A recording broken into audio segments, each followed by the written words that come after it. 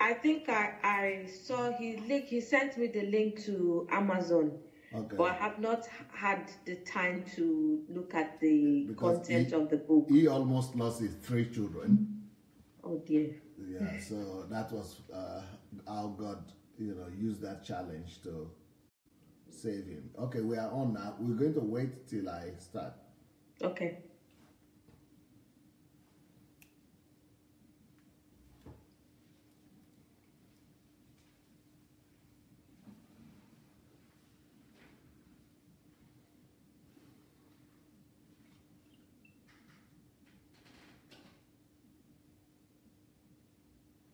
Hello everybody, welcome family.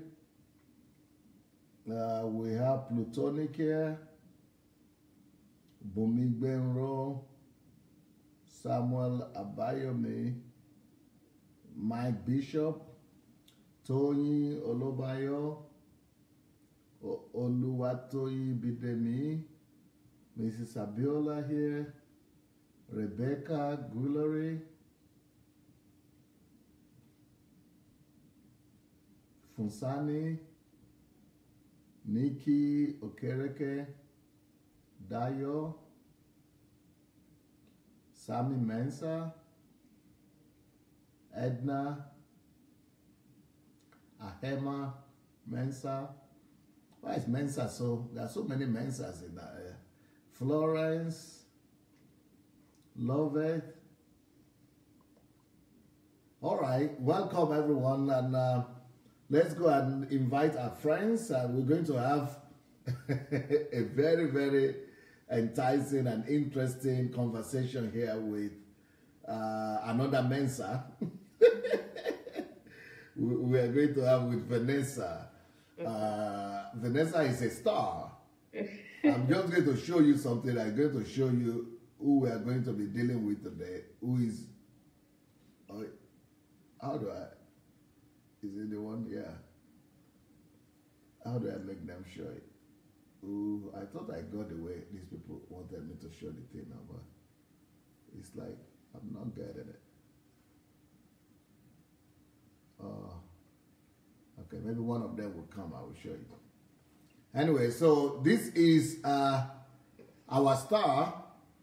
Today is Vanessa. Vanessa, I heard that you just had a meeting with the Queen. How come you have a meeting with the Queen? You are coming from Africa, from Ghana, and there are people who their grandparents were born in England, and they have never been able to meet with the Queen. And here comes this Ghana girl, God's daughter, who I'm just so sorry that your dad is not alive. Oh, yes. To be able to witness that, because I'm sure you have been able to do what your dad probably was not able to do. Yes. And I wanted to show your picture with the Queen, but the girls showed me how to do it, but I can't get it. They are gone now. So yeah, but we are going to show you. I think one of them will come soon, and we are going to show you. Yes, but how do you show it? So tell us your story. Yes. Anyway, what I would like to say, I'd like to say good evening to everybody. Go downstairs now. Sorry about that. My children are just coming into the room. I'd like to say good evening to everybody, and I'd like to thank you for giving me the opportunity to tell my story. Well, I'm just a young Ghanaian lady doing her own thing here in the UK, with African parents, and I also work within the Liverpool Commonwealth Association as the executive secretary. So based on my work, or based on the community work that I do within my community, we were invited to the reception by the Queen at the Buckingham Palace to recognize the contribution of diasporan people of the Commonwealth descent or Commonwealth countries to a reception, because this year marks, I think, it marks about 60 years of the Commonwealth of Nations. So we were invited to the Buckingham Palace, and particularly, it's not just people of Commonwealth origin, but people born outside the UK. Wow. So, and we're only 3 of us that were invited from Liverpool, and I was one of them. Only 3 of you? Yes, and I was the only female. Ooh. that was invited. So that was how come, I was, invited to the program or to the reception. We were about 150 people. From all over the UK? Yes, from all over the UK. But there were supposed to have been 15 people. That was what I gathered after the meeting, after the reception, that were supposed to have been 15 from the Northwest. But they found only the 3 of us. Oh.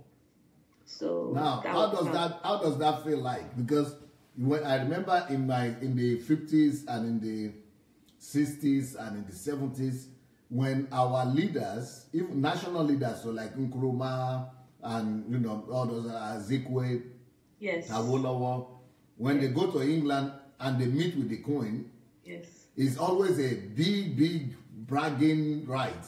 Yes. So much that only the ones that have been with the king are the most powerful and important ones. Yes, yes.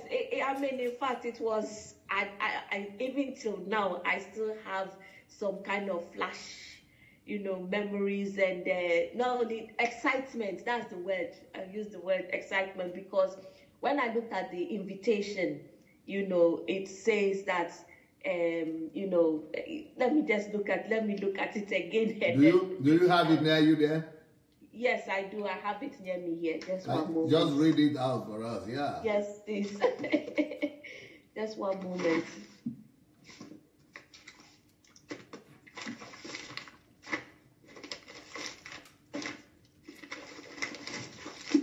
How many of the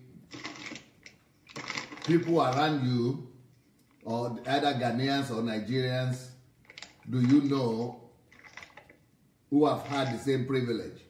Yes, the 3 of us that were invited. No, apart from you people, I'm saying before you went there. Yes. How many people have you met like that? Who are None.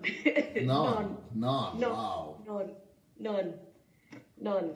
So this is the copy of the invitation. Yes. Okay. Oh, okay. Show it again. Raise it higher. Okay. The master of the house has received Her Majesty's command to invite Mrs. Vanessa Boateng to a reception to be given at Buckingham Palace by the Queen on Wednesday, 14th February. Oh, that's the day of love, right? Yes. Wow. That's a lot of things happening. Yes. Tell us about it. Yes, and this, the 14th of February marks exactly 5 months to my 40th birthday. And it's also exactly because I was born on a Wednesday, 14th of June, 1978. Mm-hmm. So it's like a landmark or historic event in my life. Yeah. For me to see the Queen and all that. So, that it was very, very, very significant. And this was the accompanying note. Okay. But I'll just read it. It says that in advance of the London Commonwealth Heads of Government meeting in April, the reception is being held to recognize the contribution of those in the Commonwealth diaspora from across the UK who have made a notable contribution either to their own or to the wider community. So that was based on why I was invited to the Buckingham Palace, to the reception to see the Queen, because it's been heard of they've heard of the work that I do, within the Commonwealth, within my community at first, and then my work within the Commonwealth organization, or the Commonwealth Association. So that was why, the Queen had to command her household, the master of the household, right? Yes, to invite me so that she can formally recognize me, and So that. How do you think your dad would have felt? Oh, he would have been so proud. He would have been extremely proud. Because he worked so hard for it to give you the best. Tell everybody who don't know, who have not heard your story about your dad again. Okay, my dad was a professor of education, but he majored mainly in sociology and educational research and development, and he helped in drafting the policy. In fact, the citizenship policy education in which Nigeria has now, in citizenship education, and then also drafted or brought out a policy for book policy in the education in Ghana. So basically, these are his achievements during his long life on earth. He was a very astute person, very, very enlightened, very educative. I mean, I don't know, words cannot describe the kind of man that I had as a father, and I am very, very sure that wherever he is now, he will be rejoicing to say that he must have done a good work, to impact that same level of ambition, discipline, exactly, to his child, or to his children. Why did you also grow up thinking and dreaming of having the qualities of your dad, being like him in that sense? Yes, I mean, everybody's dream is that when I grow up, I would like to be like my dad, or I'd like to be like my mother, and things like that. Yes, I had that. I always had that at the back of my mind. What are the qualities that you wanted to emulate in your dad? Yeah, the qualities I wanted to emulate in him was his hard work, and the way he has compassion for people, and also have compassion to change things around him. That compassion, that drive. My father will not see somebody and will not go to bed if everybody has not eaten, or cannot see someone suffer, and not even give away his last penny and things like that. And that was, in fact, one of the weaknesses that he had, because he loved, I won't say it's a weakness, but it's a strength. Now that I see that it's a strength, not a weakness, that he would want to help everybody that comes his way, whether be you any. In fact, I mean, the man was just on his mission, to show love to people. I remember he used to give us a story when he was traveling to Nigeria a few times, where he said he saw these people that sell puff on their head, that he saw a policeman stop somebody who was selling puff, and I was asking him for his papers and things like that. And he stopped his car. He said he stopped his car. He had a driver, then he stopped his car, and then went to confront the policeman to ask him what was he doing with the man, why was he harassing him and things like that. So he said the policeman saw him and was like, why are you defending this man? Because he had just come out of an FGN car. So he was asking him that, God, why are you defending? He said, I'm a Ghanaian. I am from the same country that he comes from. So he said the policeman was looking at him like, what is this man talking about? These people, they are causing a nuisance. He said, no, that person is not causing a nuisance, provided he's not stealing. He's making his daily living by selling what he has. You, as a policeman, you don't have a right to stop him and things like that. So people, things like that, those are the kind of testimonies that we heard of, or I got to hear when we laid him to rest. People that he had, that we didn't even imagine, or we didn't even know that he had helped, in the past. So when they heard of his demise, most of them came to the funeral, that their one encounter with him was of help, selling himself out to help people. So that was something that I really appreciated, in his life, and I told myself that that's something that I would want to emulate in my life. Yeah, that's similar. That's similar to what you are doing in the UK now. Exactly. Can you tell the people what you do in the UK now? Yeah, what I do in the UK is to help African parents understand the welfare or child protection in the UK, because the representation of children, of African children being taken into care is on the rise. So what I do with them is to help African parents develop new skills, apart from the corporal punishments that they are used to help, other methods of discipline to help their children. And that's on that side, and also to help them to understand the laws regarding physical chastisement.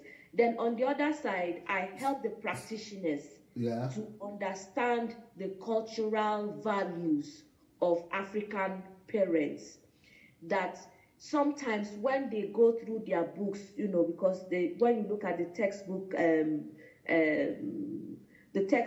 methods or procedures or policies on child protection, majority of the time Africans or migrants are not taken into cognizance. There is no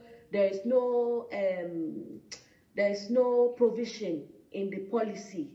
They only put everybody in one pot, but there's no provision to say that, look, migrants have come in from where they are coming from. Either they must have fled war situations, or maybe they must have come to migrate into the UK, or where they are, with exhibiting their skills. However, where they are coming from is different from what they already know here.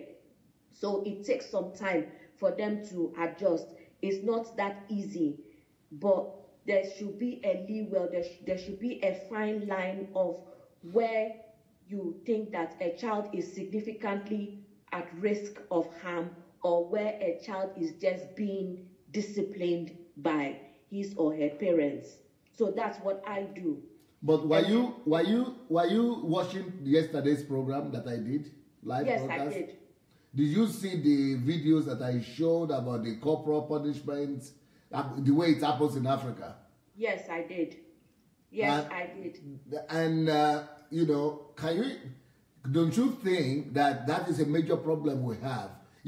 What I showed yesterday, it was quite gruesome. It's treacherous in the sense that they were actually traumatizing. What are as a specialist working with children, what are the lasting traumas or effects, psychological or physical, that children I think that is an abuse. What do you think about it? Yes, it's in fact it's an abuse, and I can tell you that in the 17th, 18th, and 19th century, those kind of behaviors were common here in the UK. Okay. However, with time, studies have come to show that those kind of things have put fear and damaged the children psychologically. So there's been a trend, or there's been a study to say that those children or people who have gone through those forms of abuse tend to have psychopathic behaviors. It affects them with their relationship with people. It also affects them physically, it affects them mentally, and it affects them health-wise, in terms of their health. So that is why here they have looked at over time the effects of some of these things, and they have put in place measures to prevent some of these things. And I'll tell you one of them that it was very, very controversial was the removal of corporal punishment in schools. When did that happen in the UK? This happened in the late 80s and early 90s. Okay. Where corporal punishment was removed from schools because they realized that children who were being punished or receiving corporal punishment from schools were having psychological effects on their behavior and the way they relate with people, and then how they become timid. They don't want to speak. Some of them are traumatized and things like that. So studies over time has evolved. That's the word I should use. Has evolved, and they've seen that some of these things are not healthy for children or the development of people. In fact, that's the word, development of people. However, there are two sides to the coin, because yeah, you are very right, because when I'm in Ukraine here, among the white people, I don't even talk about this subject of abuse or corporal punishment because they don't have it so much. You know what I talk about? I wrote books about spoiled brats. That is what I'm writing about here, what I'm teaching. It's rather the opposite. So I don't even touch the topic of corporal punishment here, but I'm always talking about the spoiled children, spoiled brats and things like that, because it's the opposite. Yes. But when I now see the Nigerian side, I see that no, it's the opposite. It is the corporal punishment that we need to address. Yes. And you see, because because the videos that you showed yesterday, you could see the two extremes, yeah. You could see the force in which people use, to exhibit this punishment on the children is always out of anger. You see a teacher or a principal, whipping or whacking people, out of anger and frustration and things like that. So those are some of the things. These are some of the reasons why they removed corporal punishment from the schools, because sometimes. No, okay. You can you examine we Africans, us Africans. Most of us went through that. And I don't know your own experience, but do you know that there are people in African families now, my age, maybe even younger than me. I even had somebody calling who was 30-something, and he said, I cannot even hug my wife. I cannot be nice to her. To make love and have children. That is like instinctive, animalistic urges. Those ones are still there. Yes. But they want to just be nice to her and to just hold her hands and to just cuddle her and to just touch her. Even when she's touching him, he say, why are you, what's wrong? Why, come on. So, that is a damaged personality. And the same treatment with the children. Do you know that there are people of my age now who are saying their parents never hugged them? Can you believe that? Yeah, I completely agree with you on that. And that is a problem that we have. And that's something that I try in some of my interventions when parents are referred to me. I try to deal with parents on, because we're used to hardness. Okay. And that is how we are used to. It's an environmental thing. Yes, it's an environmental thing. We are used to hardness. Exactly. We are used to hardness. I was even when you had the program yesterday, I and my husband were discussing, and he was also telling the same thing, that look, that is what it is. People have just been hardened. It's so unfortunate, because is something that now we need to start, we have to learn, especially those of us that are outside in an environment where love or hugging and, is normal. Where we are coming from, we are too hard on each other, especially when it comes to children. We see children, the African context, see children as possessions, not human beings. Properties, you mean? Yes. Huh.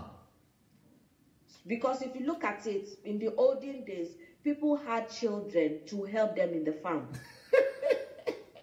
It's like capital. Exactly.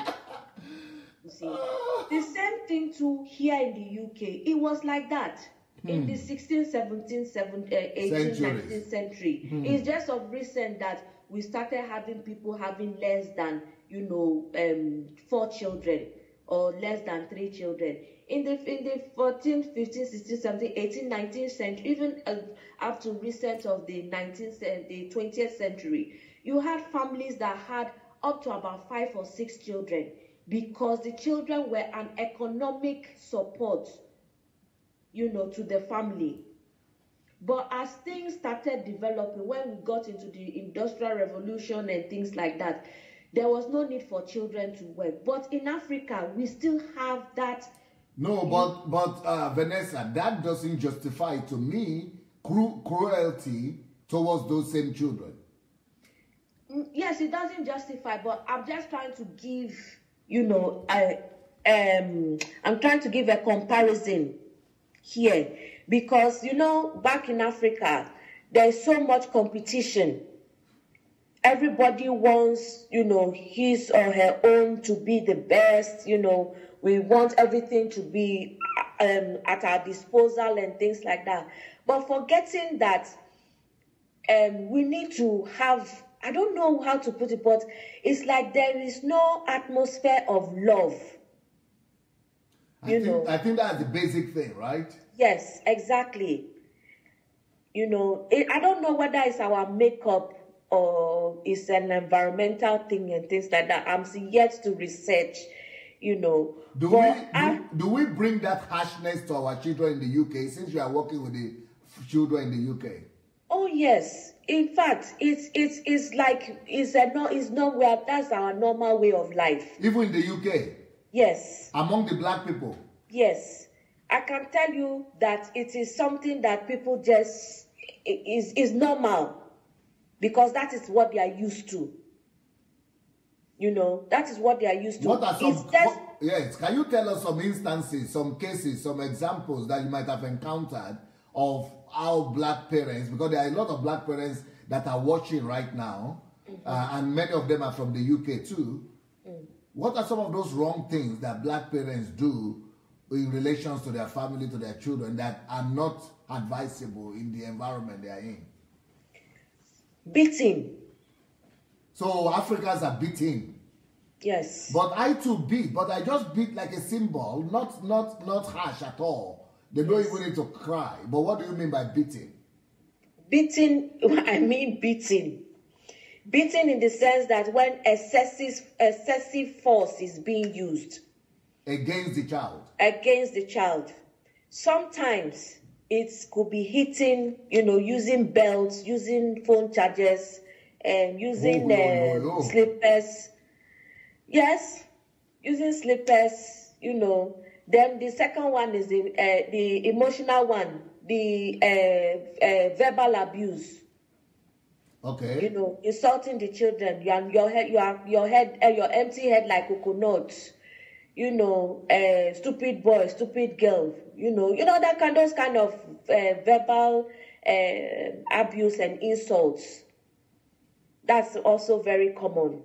Then lack of empathy, because we are always looking that our children should do better than us, which is in a good way, which is okay. But sometimes we put excessive pressure on the children, especially when they are not doing well in school. And then ignorance. Sometimes we fail to understand the development of our children, the developmental stages of children. sometimes some children may have learning disabilities which we need to spot. But because some of us are over spiritual, we always attribute everything to spiritualism. Then we suffer the children by, blaming everything on spiritualism. Meanwhile, there is help out there that people can access. So it's just the environment that we grew up in that has made us as parents, those of us that are parents now, that has made up our makeup. And coming into a country where you think that things is not that, is you feel or or you think that the way they treat children is spoiling children. You don't want to adopt to it, or you don't want to adapt to it. It's a problem. Then we also have frustrations of where qualified parents are not in the careers that they are supposed to be in. It can be very, very frustrating. Where you have somebody that has a PhD or master's that is doing cleaning or is doing care assistant work. That frustration is there. The everyday frustration is there. And then thirdly, immigration issue. So you mean these frustrations, the professional frustrations, or the lack of fulfillment of the parents, immigration, all those things, the parents later on unleash it on the children or what? Yes, unfortunately. Unfortunately, that's what happens.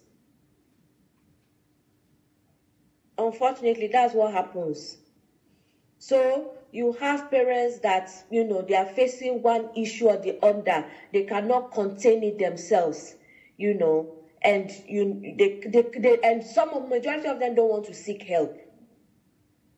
So at the end of the day, when the child, maybe spills milk or maybe breaks a plate or something like that, then the natural reaction is shouting. And then all of a sudden, before you realize he's shouting, and then has already picked his slippers or her slippers, and then I just whine on the child or use her hand on the child and, hit the child and things like that. Yeah, one of the things that we hear in this country, I think in the UK too, that they said is very damaging is that you don't use your hand to beat children. Why is that damaging? That you just slap them, beat them in the back or the buttocks or things like that? The hand is much better than an implement, because sometimes it depends on how hard, your hand hit that child. Here, what they are saying is that a child should be used to hand. Hand should be a conveyor of kindness. Yes. Okay. Love. Okay. Rather than harshness. Okay. That if you are using that same hand to slap them, to beat them, it will be difficult for them to receive love from that same hand. So hand, touch, they will react to touch. Wow. Yes. That is a study that was done. Oh, then that's interesting. That's a research, yes. That when you use hand to be slapping people, when I now want to touch you with that hand, it has psychological effect on you on the subconscious level, because that hand is like you're almost eating that hand. Wow. But then the problem is that even other people, when they want to touch you too, you don't respond normally to hand touch. Wow. Because hand has been inflicting pain and suffering on you. So that is one of the reasons why a lot of grown up, all of us, we don't know why we don't like people to touch us. Okay. But the reason why we don't like people to touch us is that a lot of us have endured this kind of torture and this kind of abuse from our parents when they use hand to slap you in the backside. Wow. Or in the face. And then any touch, that same hand, that same mother or father wants to use it to hug you. And then it's just irritating. So now you don't even know. This must have happened when you are 3 years old or 4 years old or 5 years old. But you grow up not being comfortable with people even hugging you. Wow. Or people touching you at all. That's a study that was done. That's very, very interesting. Very, very, very interesting. And I think I agree with that. That's very, very interesting. But that's why it says that in the Bible, it says, spare not the rod. Even if you want to build a child, but you don't, without the cruelty, of course, that we saw yesterday, and the anger and the wickedness. But, you use something that is more disciplinarian, but that is better. Of course, not with the harshness, but that is better than, using your hand, because you are a mother. You are, you are a father. Your hand should be reserved for kindness and care. Okay. That's very interesting. Yeah, the Bible says, spare not the rod, not spare not the hand. Okay. All right.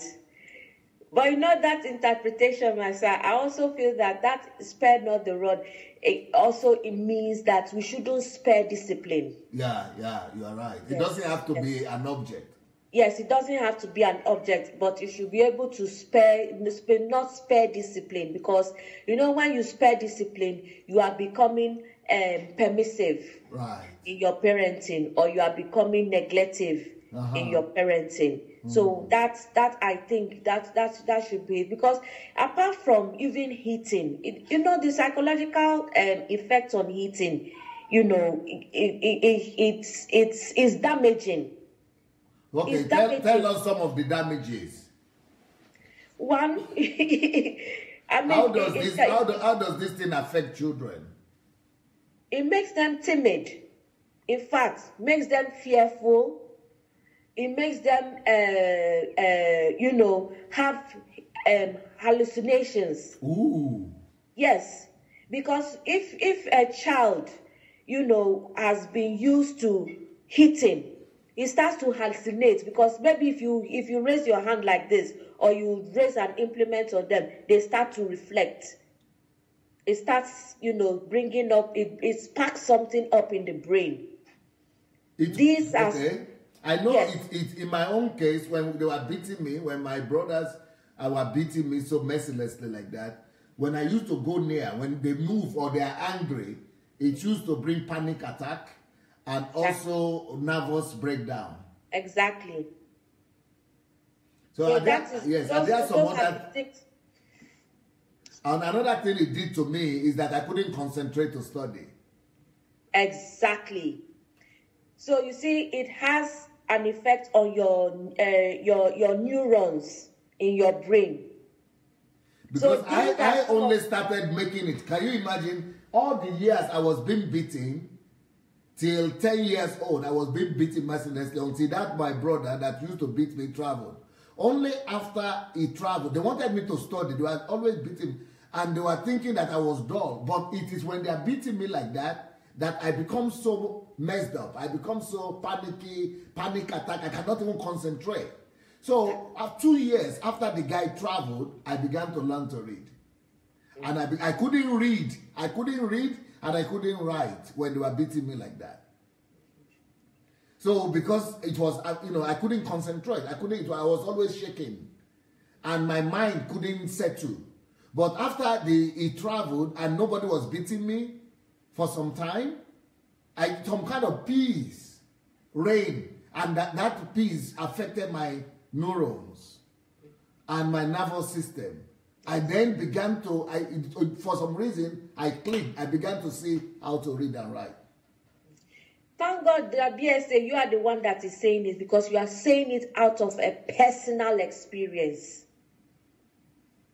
Because when you say these kind of things to parents, they do not understand it until they come out and say it personally.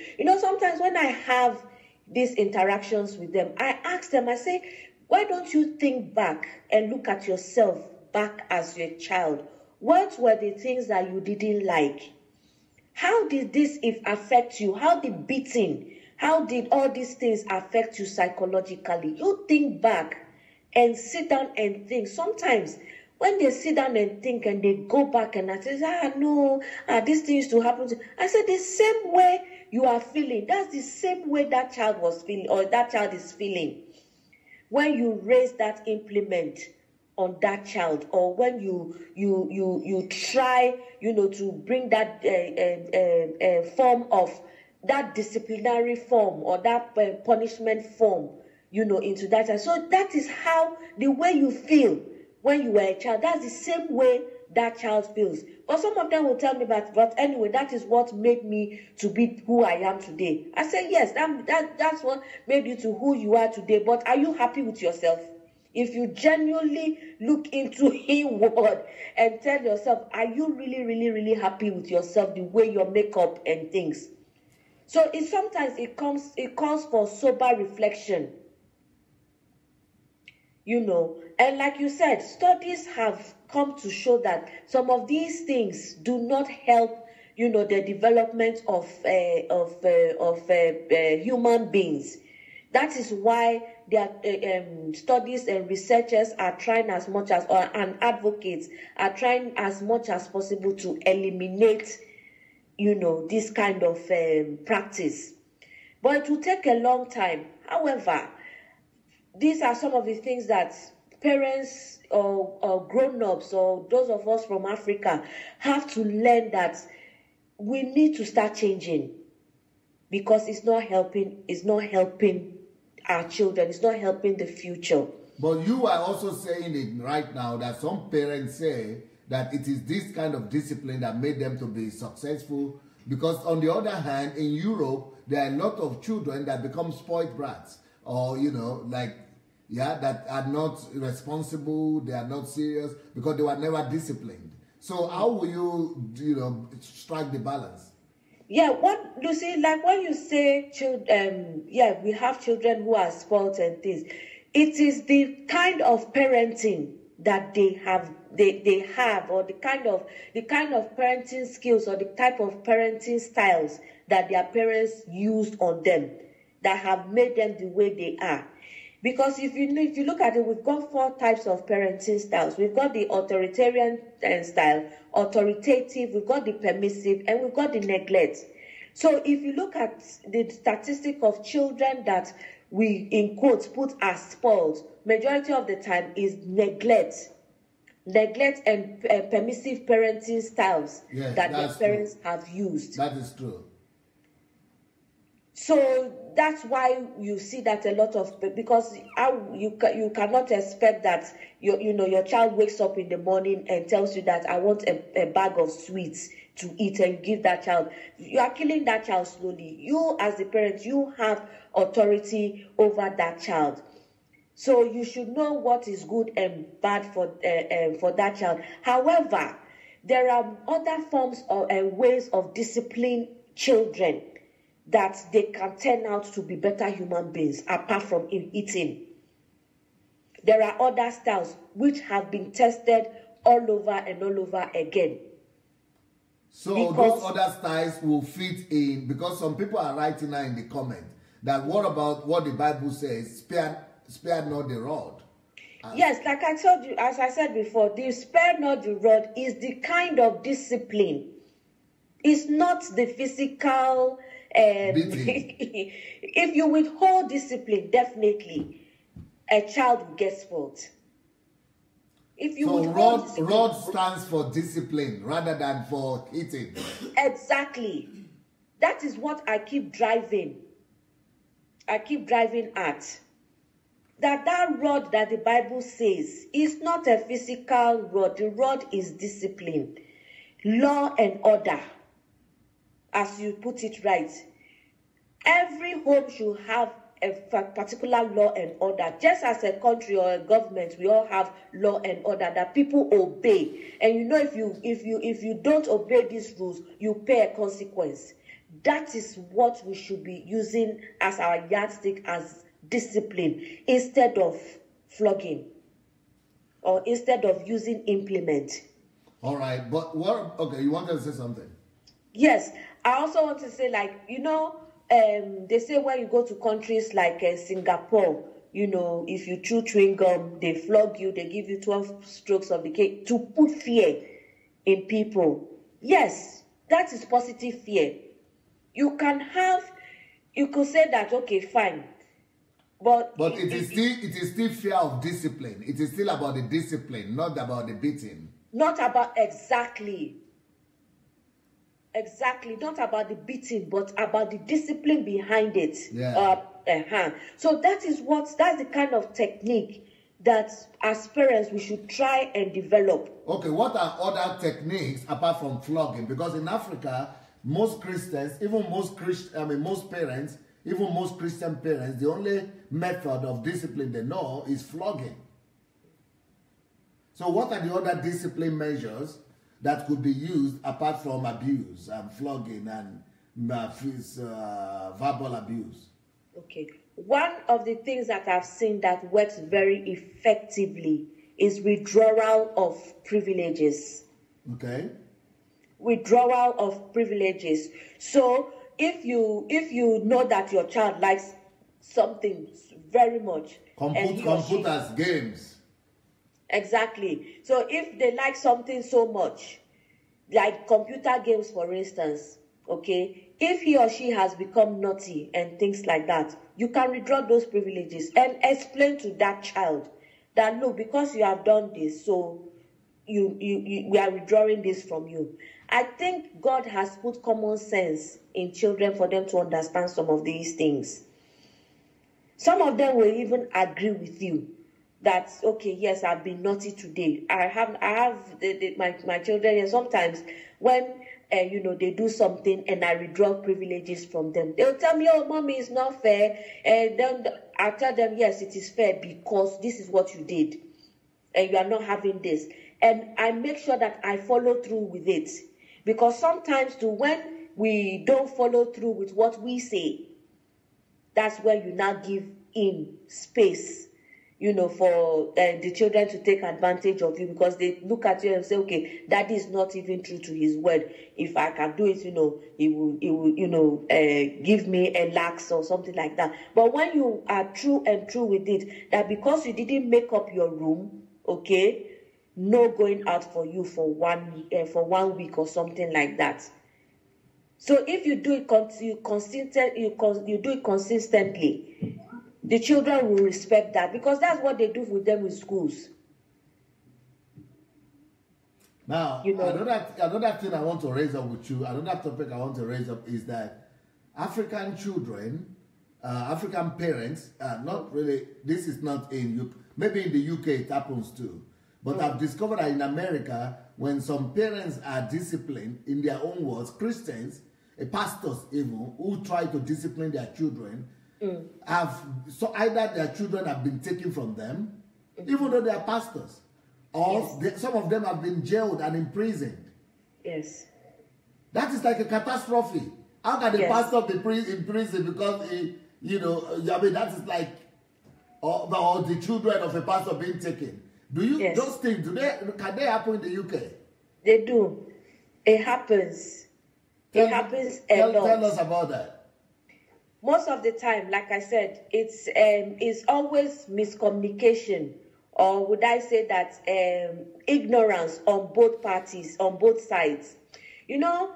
Because Africans, we are used to like I said, our children are our possessions. We don't look at them as human beings. So everything, we want to make sure that our children are, under us. We must make sure that it all depends on the kind of method that we use in parenting. If we are too authoritative, we can lose the children. When there is no democracy, when children's opinions are not in a way heard, or are not taken into consideration and things like that, those children will rebel. I keep saying to parents here is that the teachers have a kind of technique that they use on the children. It is very interesting when you go to schools and you see the way the children respect their teachers even more than their parents, because the teachers have this kind of technique such that they negotiate, or they have a bargaining power with the children, and they get the children to do what they want them to do. So, have you heard of instances in the UK where African parents as children have been taken, or Christians? Yes. Can you tell me some instances like that? Okay. Instances where children have gone to school and have, openly said that my mommy uses implements to beat me when I'm being naughty. Or instances where you have children, because we have what we call the NSPCC that come to schools to educate children on if they are fearful, or if they feel that they are fearful, or maybe somebody shouts at them, or maybe somebody is threatening them and things like that. So when children are being schooled like this, or are being told these kind of things in school, when they go to school and they feel that their parents is doing something like that to them, then they go and tell the safeguarding officer. So who? Guiding officer? Safeguarding. We've got what we call safeguarding officers. Okay. So they are the ones that protect children. So you have the safeguarding officer, hears something like this. The next step he or she does is they'll call the social services. I've had a case like that where a girl, reported or said, was just discussing among her friends that this is what happened, that her dad used a wooden spoon to threaten her, because she refused. When I got to hear about the story and things like that, it all boiled down to a frustration that the father was going through, a phase that the father was going through. So she went to school and reported that the father used a wooden spoon to threaten them that he was going to use it to hit her or something like that. So she went to school, reported it, went to tell the safeguarding officer, and then kept her for some time because the dad came to pick her from school. So after they got back home, police was waiting for them in the house. Wow. About 4 or 5 police officers with social services. So the man was taken aback and was like, "What's happening here?" And then he said, "This is what your daughter said, that you threatened to use a wooden spoon or things like that." So he said, no, that this is something that I'm an African. This is what I did. I was only trying to, scare her so that next time she doesn't do it and things like that. That was when we now got the referral. I got the referral from the police. And then I now had to intervene, to tell, to find a way or fine line of what the problem was. So these are some of the issues that we get. People like me are the ones that come in to let parents know that, look, you can effectively discipline children without using implements, because the children are open. They say things, and the teachers believe them, because they believe that if the children don't say it, you understand, it's not happening. But if they are saying it, it's happening. So you need to be careful what you say, or you need to be careful what you do. Who you said people like you are the people they refer to? Who are you in that sense? Yeah, what I'm saying, I like my service, for instance, that I work with African. What is your service called? My service is okay. What I'll say is my service is a referral unit for African parents a referral unit for African parents or for migrant parents. Unit where? Is it social services? Is it child care services? Is it child protective? What is it? Child protective service. Oh, okay. That's where you work. No, that's my charity. Okay. I run a charity. These are some of the things, like there's nothing like that, in the system. Nothing in like social services. Child protective service? Yes. The child protective service is under the social services. However, I'm like a referral unit. So you are not working for them? You are independent? No, I'm independent, yes. So they refer to you as like a specialist? Yes. because they don't have people like me that are skilled, because I work within the community. Okay, so you are defending the interest of parents? Yes. And children too? And children too, yes. In the UK? Because when this case is coming, I have a 12-week a session with the family, with the parents and child, and then with the social service as well.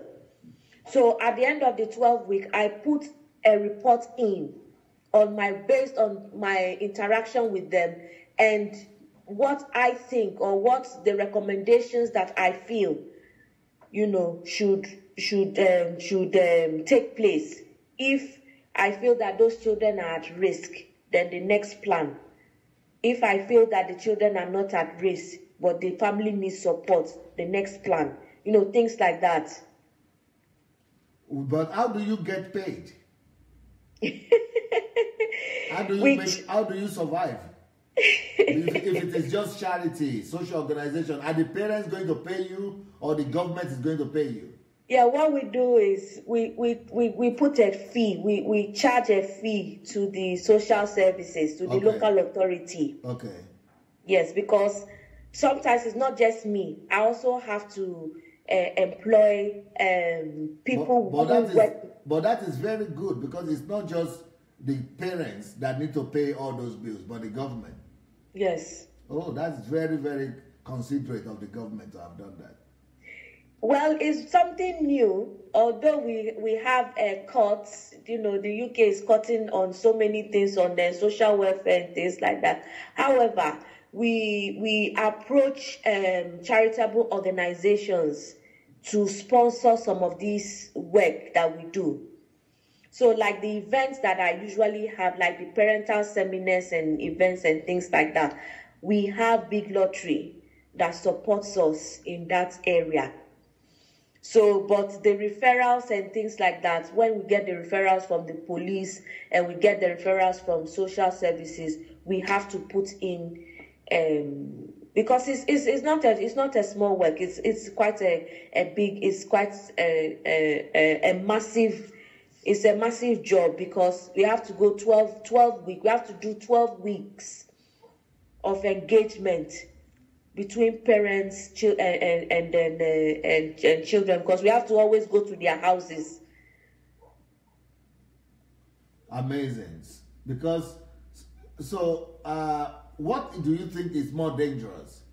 Is it too much discipline, like corporal punishment, like in Africa, or the opposite, which is the lack of discipline, like the Europeans? Lack of discipline is more dangerous. Lack of discipline, one, and then secondly, the way we do it in Africa too, because if you lack discipline, too much discipline. Yes, too much. I won't say too much. Is the harshness? It's not the discipline. The discipline is good, okay. The law and order is good, but is the physical damage that is the problem. So, okay, did you see those ones I showed yesterday? How they were beating in the school those children? Oh yes, I've witnessed some myself. I mean, with secondary school, they line up people. Even I can tell you, I was a culprit of some of it in primary school and secondary school. And I tell you what my father did with the schools, because it was not right. I still have a mark of cane, of something of cane that was meted out to me when I was in primary school by a teacher. I still have it on my back. And my father made sure that school was closed down, because that is not the way to discipline children. He said you don't use the implements, using an implement, Dr. Sunday, there are no words to describe it. It gives you an internal injury. Not only physically, but mentally. You know, so I remember when, you know, we're flogged in school and things like that. Anytime I see a teacher come, my heart beats. You know, my heart's, you know, and it took me a very long time, you know, for me to mellow down on that. Because anytime I see a teacher or I see a headmaster, I'll be frightened. It took me a very, very long time. And I know a lot of people like that. You know, like you said, it goes along even to with relationship and things like that. Having, you know, good relationship with people. You still see people, you know, and at the slight provocation, you know, then they start to flare up because of some of these things. You know, it's corporal punishment. Oh, honest to God, it's a mental injury. You know. However, although it's used to is a method of using to prevent bad behavior, but still, the way and manner it is being used is what is my concern. You know, because it's the lack of, I don't know how to explain. I don't know how to explain it, but I will always say that, you know, meting out a corporal punishment as a tool of discipline, to me, I feel that is not worth it. However, if parents want their children not to be spoiled, best thing is to be effective in your parenting, not be neglective or permissive or authoritative. Rather, use the authoritarian kind of parenting, which brings a fine line between, you know, negotiating and, you know, consequence as punishment, you know, withdrawal of privileges, you know, getting to understand the children, speaking more, you know, on negotiation, compromise. A lot of African parents don't understand what compromise is, you know, and that is why you have a lot of the children being taken away, because they go to school and they say things and the teachers believe the children more than you, the parent, because there's something that they say that children don't like, you know. But it's also because of the cases that we've had in the past and what social services, the neglect that social services have in the past have not looked into properly. You know, like the case of Victoria Klimbe, an Ivorian girl that was killed, you know, by torture. You know, so when you hear some of these gruesome stories, you don't understand it. Just because one pastor also said that they told the parents that she was the one that was preventing them from getting their welfare benefits. Meanwhile, it was wrong. When you go through the investigation, the people didn't qualify, you know, for the welfare, you know, things like that. You have cases where, you know, the children are being accused of witchcraft just because they've got dyslexia, or maybe say at the age they are still bedwetting at certain ages. You know, it's some horrid stories. So that's why social services, they are always on alert when it comes to African children.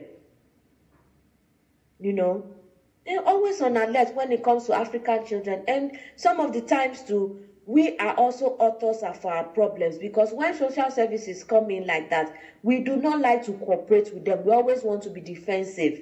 So when we are being defensive, then the social services pick on it to say that there's an element of truth of what the children are saying. You know, I dealt with a case where a father, you know, was accused of physically harming his children and things. For the school to just believe, the thing was they just studied his attitude. When he comes to school, when he comes to pick up the children, they realize that one of the things is the headmistress mentioned at the panel meetings is that they realize that anytime the man comes to pick the children up, the children are always scared to go home, or he doesn't hug the children. You know, the children are not happy to see him, and he's always on the phone. You see, so they look at all these things and observe. And when they observe, they put them down. They are writing them down. So is that, you say, because it doesn't hug the children, that Yes. also suggests abnormality right there. Exactly. And you know, here in the UK, everybody used to hug. We hug each other and we smile. You know, you have to smile. When your children see you in school, they must run and hug you. You know, and when you are going, you are taking them to their class. You know, their class. You have to give them a kiss or give them a hug before they go into the class. And all the teachers observe all these things. But Africans don't do those things. No, majority of us don't do it. So, and then they see that is already a confirmation that there is an abuse there. Or there's a possibility that when the child is saying things like that, because they are observing. Because you don't hug them, you don't kiss them. Or sometimes when you drop them at school, you don't even take them right to the door. You just drop them at the gate and then they walk to school. All these things they observe, they are very observant. So, but we think that they are nothing. But to a European, that is already danger zone. Exactly. So I try when I get to educate parents that, look, these are some of the signs that your teachers or social services are looking out for. Please, as much as possible, be patient and do these things so that you can, because these are preventive measures. My service is a preventive and interventive service. So if that man that takes his children to school and he is always on phone, it means he doesn't pay attention to those children. It doesn't exactly. That is what the headmistress was trying to drive at the time. That is not paying attention to the children. To the extent that I don't know whether it was a lie or truth or something like that. She said the children came to school with shoes with holes in their shoes. And the parents were supposed to have noticed that and buy on other shoes. Exactly. So it means that they are not being welcomed and things like that. And you see, the issue here, like I said, is that because a lot of parents are trying to make ends meet, you know. They are struggling. Exactly. They are struggling. So sometimes you see somebody, you go to work at night, by his home by 8 o'clock or 8:45 to take the children to school, or the mother too is also coming back from work. You know, she leaves the children with the man. They just, you know, all this. So there is no really, how I put it, attention towards the children. Don't look at the uniform. You know, all these things they observe.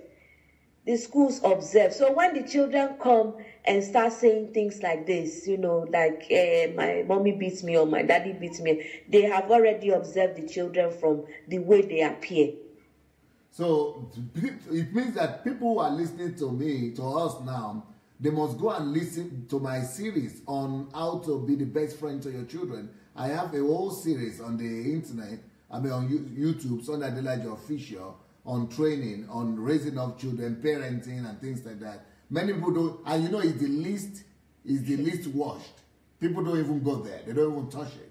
So yes. I personally say that is the most important set of series that people need to watch if you are a parent or if you want to become a parent. Because like I told you, sir, the last time that we had our discussion, I told you that I was looking for videos on parenting. And that was hard. You can say that again because people might not, they don't know what they were not here last time. Okay. I was looking for videos or messages. So yeah, I was looking for videos on parenting and parenting skills. And I came across your parenting series. And I got very interested because I had never seen, you know, an African, you know, do any, or even a black, I don't like to use the color of our skin, you know, to describe us, but I've not seen any African or Afro-Caribbean do videos on parenting.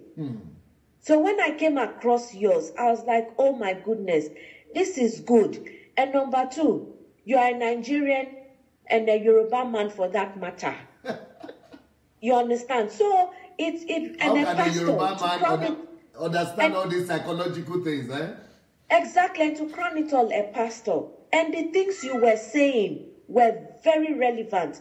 Because you see, initially when I started this parenting, effective parenting, my target was to help young parents, people that have just married or who are about to get married. Because when you go for marriage counseling, they don't tell you anything about parenting. They only tell you about marriage between yourself and the man and woman. They don't tell you that you have children, how you have to go about them, how you even treat them, how the developmental stages and things. So that was what I had in mind.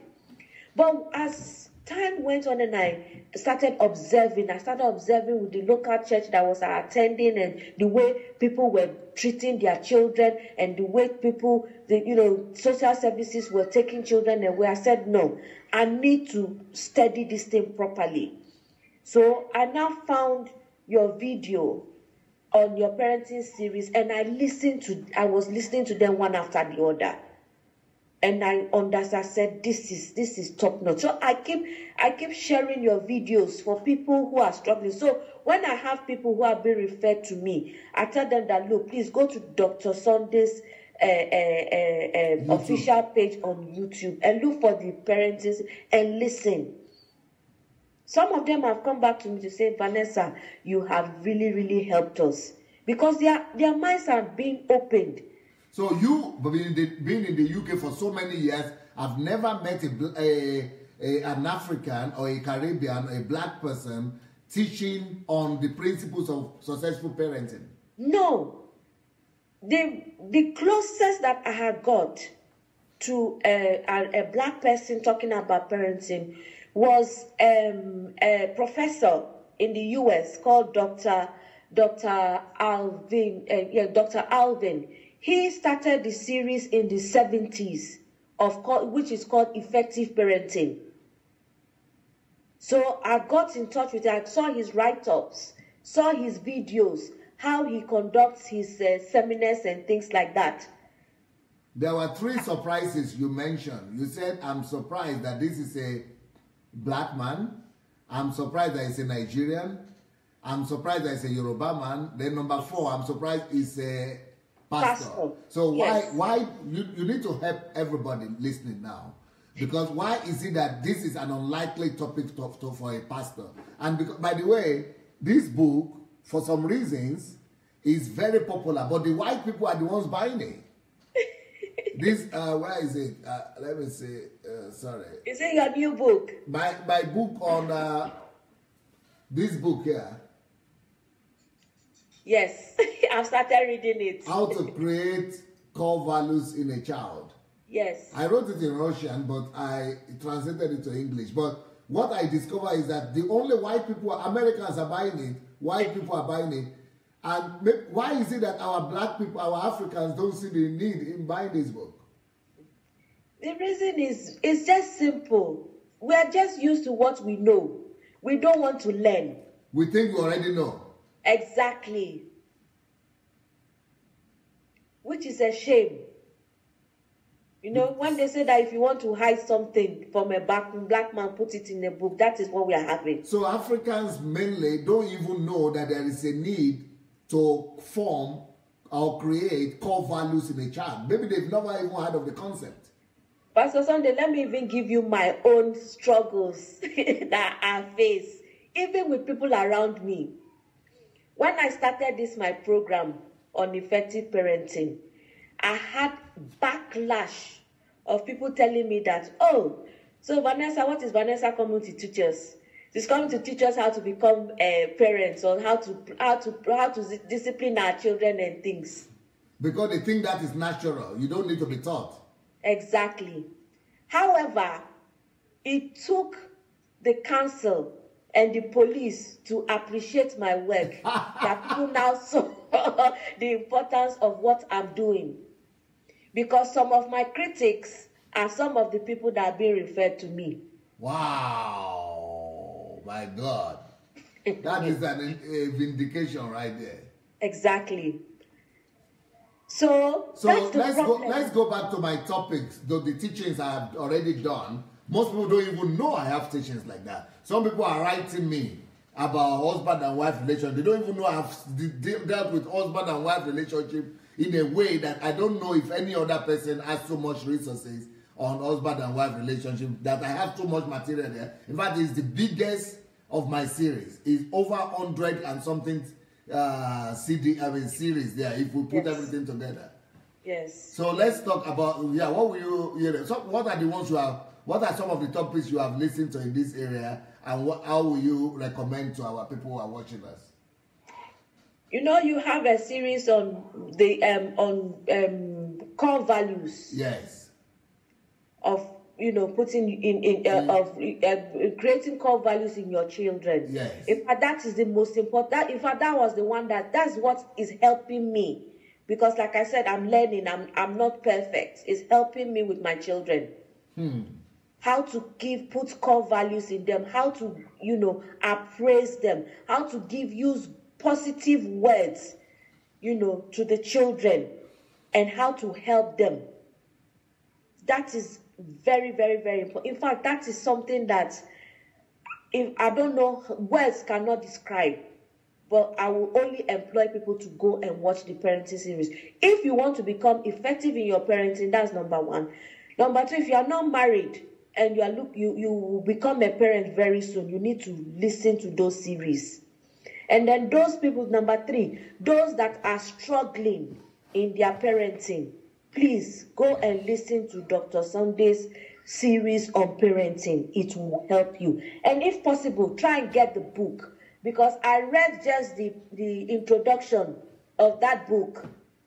I read it only yesterday, and I was like, oh my God, Dr. Sunday has just made me to stop my own book now. I have to read his own and then take some few points out of it and put it inside my own as well. You know, because that book is powerful. Just reading the introduction alone is powerful. Wow. It's powerful. And I'm very, very happy that you are talking about love, because everything in life boils down to love.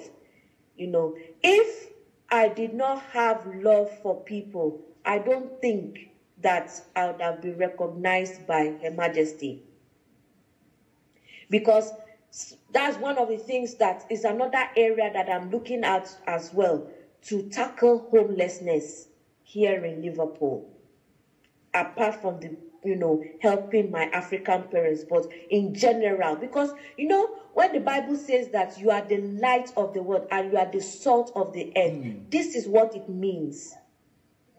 I know you have already read some of my other books too, apart from this one on how to create core values in a child. What are the other books of mine that you have read? I've read Who Am I? So how can that kind of a book help parents or families or even immigrants in the UK or all over the world? That Who Am I book. There are questions that you need to ask yourself and ask God. Who am I? When you are able to ask God and ask yourself and ask God. You are talking about this particular book? Yes. Who am I? Yes. Okay, if you are able to read and understand. I haven't finished it. Okay. But I still have, sometimes I go back and read. That's why I've not finished it, because I'm still going through that journey to discover who am I. So how can it help our immigrants, African immigrants? It will help in discovering who you really are and why you are on the earth, and why the Bible says that wherever your feet steps upon, so shall you take dominion of. This book will help you to discover why you are on earth. You are not a biomass. You are here to do something. You are here to do something, even if it's the little minute. You don't have to have an NGO or something like that. The little smile, the little water, or the little help that you render, if you give to somebody, but you need to discover it. Okay. Do you have any other book, or did you read any other book apart from these two? How to Focus. That is the key book. You are still coming to do this thing for me, oh. Because you didn't get to do it the last time. Yes. This book is the bomb. This one, How to Keep Your Focus, because you can discover who you are. This book I'm recommending it to you. Sorry, I have somebody here that I'm pulling her leg. So, yes. Yeah, go ahead, please. Yes, I'm saying that if you discover who you are and you are not focused, you are derailed. That's true. So this How to Keep Your Focus is a guideline of how, after discovering who you are, then how to keep your focus on what your assignment is in this world. We have to ask Mrs. Disu to do another cover for it. But beautiful, powerful book. Then the third one. Yes. How Africans brought civilization. Oh, how did you get to that one? That will not be your problem now. You are just a woman that is kind of... How can you be dealing with ideological books like that? This one is an encouragement to every immigrant living outside the continent of Africa. Yeah, especially those living outside. Yes. Yeah. This book is a self-esteeming, grooming book. I have shared this thing to all the people that I know. And I've told them, I said, look, if you want to remove inferiority complex from your life, or you want to achieve, please read this book. That's what they are telling me. People who have read it, that's what they are saying, that yes. After reading this book, that they are ready to change. They said, I'm ready to change. I'm ready to take on anything. I'm yes. ready to change the world. In fact, yes. I want to go and just approach anything. Yes. Is that the way it feels? That is how I feel. Because that's why I said that this is something that the next step I'm doing this year is tackling homelessness. I'm sent to the UK, to Liverpool, for specific, to make a mark. And this is one of the mark. You know, this one also, I wrote it because of what I encountered there as a black man in Russia. Yes. I actually wrote it in Russian language, then translated it. Yes. But I thought just that the white people are the ones who needed to be educated, and our black people here, but I didn't know that even in the West, they don't have, the black people themselves might not even know who they are and what they have done. Yes, this is the catalyst. After you've read Who Am I, that's number one. Number two, How to Focus. Number three, this one. The next one, I think I'll go into the financial books and things, but the most important thing, these are the foundations. Yes. Because if you are not screwed in your mind as a human being and your identity, you will not be able to carry out your assignment that God has given to you. That's the way I see life, or that's the way I see life as an immigrant outside my continent. Okay, what are the other books then? These are the three so far that I have. Why did you talk about financial books? Yeah, the financial, like time management and where there is money, where there is problem, there is money. That's the next one I'm targeting. Do you have it already, or you are planning to? I have it on Kindle. You have it on Kindle? Yes. Are you on Kindle Unlimited?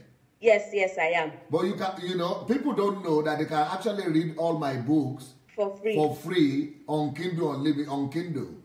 So, yes. And also they can buy the paperback also on Amazon. But some people are complaining that on Amazon it's too expensive, and we have made provision. We don't sell books here. We don't print them ourselves, but because it's expensive, so we have decided to be printing for people who cannot afford it. So we do subsidy for it, and so that's why anybody that will write to my office, dsasbooks@gmail.com. we make it cheaper for them, and then people who want to be distributors for distributors, it's even cheaper, so that they could make 40% or 50% on every book. So, and you know, because we specially print for people who want to make money from the books, who don't have so much money, or who want to buy it cheaper. So for those people, just write to DSS Books, DSS Books, one word, DSSBooks@gmail.com, DSSBooks@gmail.com. And the financial books that Vanessa is talking about, she mentioned this one. Yes. Where there is money, there is problem. That's the next one I'm going to read. Where there is money, where there is problem, there is money. Where there is problem, there is money. Yes, absolutely, absolutely gorgeous book. You can't believe it. Then this one also, poverty mindset versus abundance mindset, is another one that will be a blessing to people in the financial series. This is the most popular one I have. It's called Money Won't Make You Rich. Yes, it's been out for some time now. People know it. Then I have this other one that is called How to Build a Secured Financial Future. You know, this is actually very, very practical for people who might be dealing with finances. But another thing I think will help your people, the immigrants in Europe, is this one: what to do with your time. Your time. What to do with your time will really help out our African people there. Or this one: how to become great through time conversion. And also this one: create your own net worth. Create your own net worth. And for them to be able to relate wealth with their children, this one, the law of difference, to be able to see the uniqueness and the difference in children and be able to treat them with honor. This is on how to honor homeless people, and children, women, anybody. And it's called The Law of Difference. I think it's one of our best books, actually. So, yeah, what would you like to say before we go? Is there still anything you would like to say before I let you go?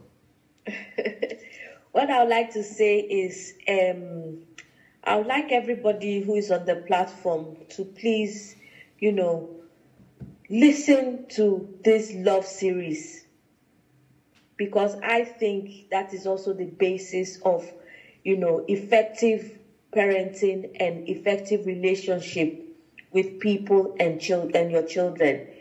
It's very, very important. I also say that corporal punishment is not the way to discipline children. It does not help.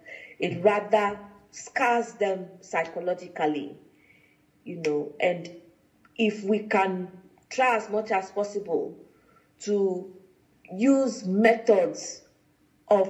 methods of discipline apart from physical chastisement, we will make the world a better place, honest to God. Although, yes, corporal punishment could be a deterrent. However, the effects of it is what is causing a lot of damaged people in the world today. Many people have also seen your photograph with the coin, with Her Majesty. Yes. What can people do? Can anybody get to that height, being in the UK, to know that if they excel in one area or the other, that they could actually attain the highest honor in the land? Because many people that I know in the UK say they are just racist, that's all. They are racist, they are, these white people are wicked, they are racist. But you have proved to us that if you are good in what you are doing, that you are going to be, you are going to be recognized. Yes. What do you think about this one? Yes. What I will employ is that there's a saying that every little thing you do helps. You don't know who is watching. Little did I know that somebody was watching or people were watching. Is the love. If you have love for people and you do things genuinely out of your heart, God will bless you. God will bless the works of your hands. God will cause men from nowhere to recognize you. So for me, it was a honor because I just thought I was just helping my community. I did not know that people were watching.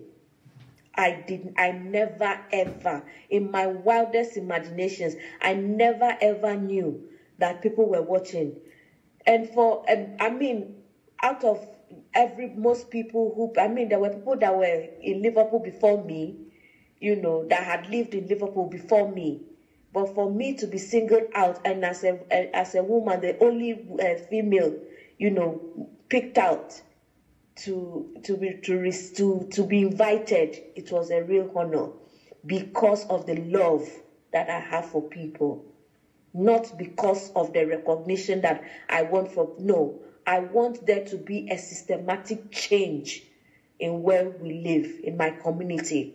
I don't want to see. I want to prevent the removal of children from their parents, because when you disconnect children from their parents, from their biological environment, it harms them. And that's why we have a lot of knife crime and things, drug addiction among our children, just because of just a little means of patience that parents need to have. And that's why I'm bringing in that difference. So I'll say to people that have love for people, just as the Bible says. Jesus said it. He said, love your neighbor as thyself. Once you are able to love your neighbor as yourself, the sky is the limit. The blessings of God will open for you. Because like I said, this is a blessing. This is a blessing for me personally, and a blessing for my children and my generation and my family. So when you show love your neighbor as yourself, you show love to people, you show love to the vulnerable people, your reward, God will always cause people to open doors for you. And that is my motto: love and love and love. Beautiful. Beautiful, Vanessa. You have done very well for yourself, for your family, for your, extended family, for your dad, for your mom, for your children, because there is a standard now for those children. They now know there is no limit for them. And sky is the limit, even in the UK. Because if their mom could attend that, then they could also go as much and they even do better. So I'm proud of you. Thank you for being a member of GSA family. Thank you, sir. We are very, very glad to know you and to be that you are part of our family here. Very, very proud of you. Good job. Thank you so much. All right, sir. And the one last thing before I go, I would also like to say that, sir, I'm so privileged to have come across you personally, because your teachings have reorientated my mind and have reorientated the way I see life. And I can tell you that, your messages have really brought a real change in my life. That is a discussion for another day. But I can tell you that I am privileged to know you, sir. I am very, very privileged. And I thank God for your life. And as for a time like this, I really thank God for using you as a vessel to bring, a harmony and understanding of knowing God and knowing who God is and what God is and what Christianity should be. That is the epitome of, the highest of what I can say. I just want to thank God for bringing you as part of my family, into my life and the life of my family. I just want to thank God for your life, sir. Thank you very much. Thank you very much, Vanessa. In the next 20 minutes, we are coming back again to continue what you said I should do. You said I should keep on teaching on love. So yes, I'm going to keep on doing that. I'm obedient. All right, sir. So in 20 minutes, I'm going to be back teaching on love. Have a wonderful day, everybody. And I'll see you in 20 minutes. All right, sir. God bless. Bless you, sir. Bye. Bye.